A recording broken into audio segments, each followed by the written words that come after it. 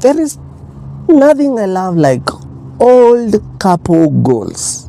Old couple goals, you are doing very good, but some of you are going beyond how we regard old people. If you know you are an old couple, respect yourself because you have entered in the ancestral mentorship role model people. Because instead you have goals like buy a ranch, build a house outside there, you sit down with your grandsons, maybe you don't have grandsons and you wait for your daughters and sons to come home. You are going to beaches and wearing some bikinis and some, where are we heading? Old couples. Now you are couple goaling and you're posting even in social media. Some people are weird, I have seen even we have a couple goal channel, YouTube channel, that they are serving us couple goals and they are competing with the pranks and everything. And I'm wondering, you as a role model, why are you doing the prank shit? Because the prank shit is not for your caliber. We need to reach somewhere we respect our age as old people. We want to emulate you. Buy a ranch, do farming, do agriculture, things that we want to say, if I grow up with my person, I want us to have such and such, like so and so. No, you are giving us body goals. Some couples are even adding extra women, extra men, and we are polygamous, we are in an open relationship.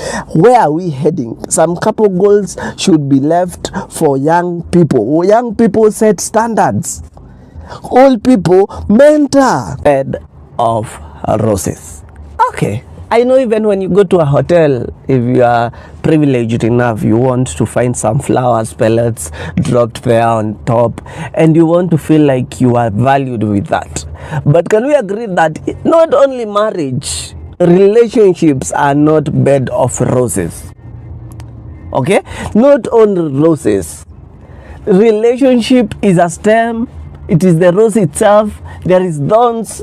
You see, because when you are buying a rose, and you are being given flowers of roses, something you should know, every rose have thorns. The reason that you are being given to sniff them like a dog, it's because they have been removed the thorns, so they cannot pinch you. But in reality, we need to agree that every relationship is not a bed of roses. There is a time that the thorn will do what it's supposed to do. There is a time that you need to hold the stem. As much as you want to sniff the roses, smell the roses, nice, no problem, but you need to hold on the stem for you to do that. You need to cut down the thorns that are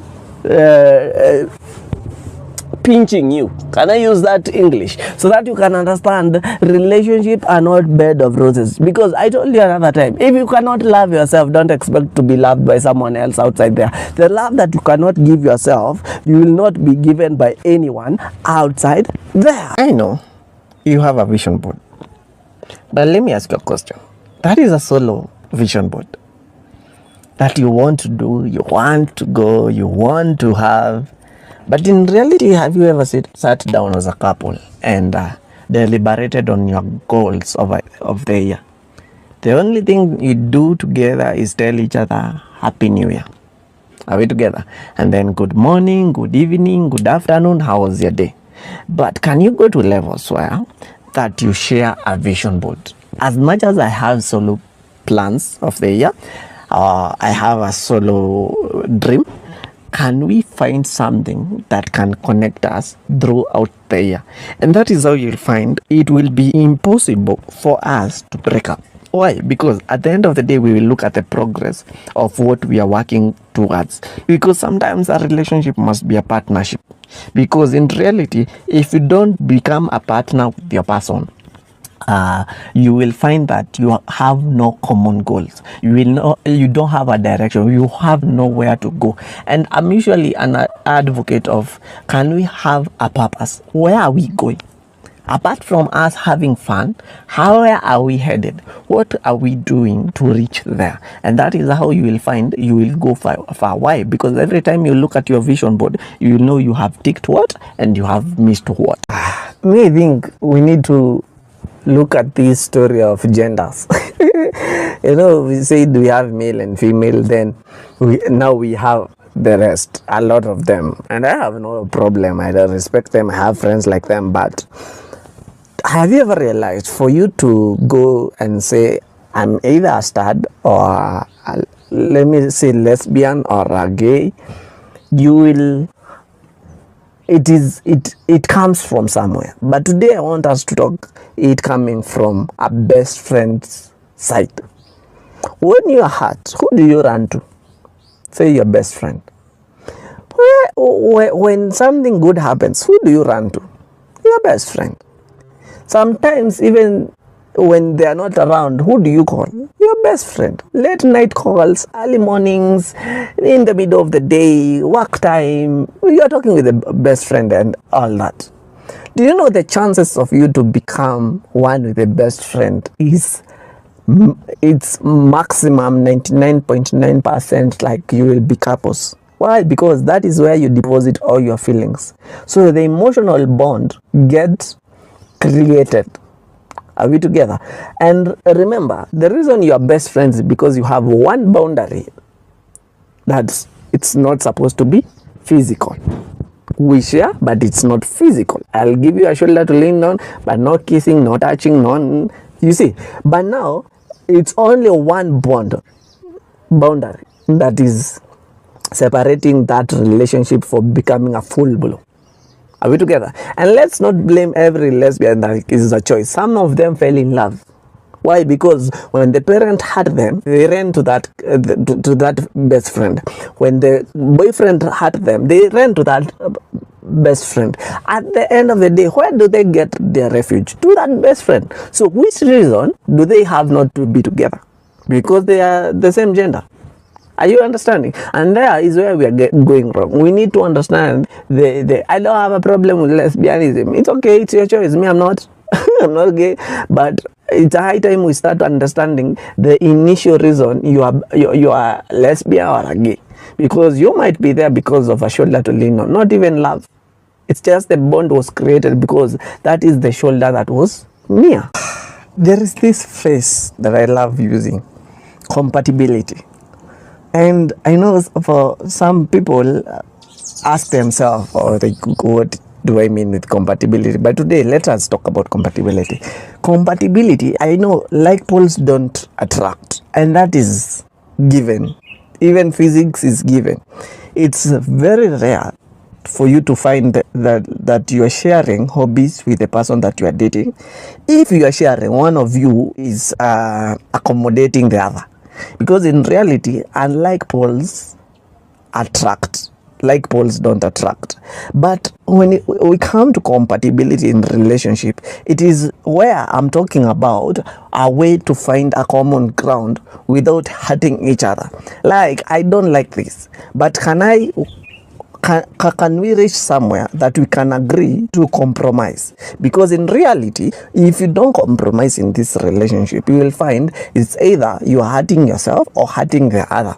Are we together? So I am not saying that you find someone that you are sharing likes and dislikes. No, find someone who is willing to compromise in some things by not allowing you to be more of what they can accommodate.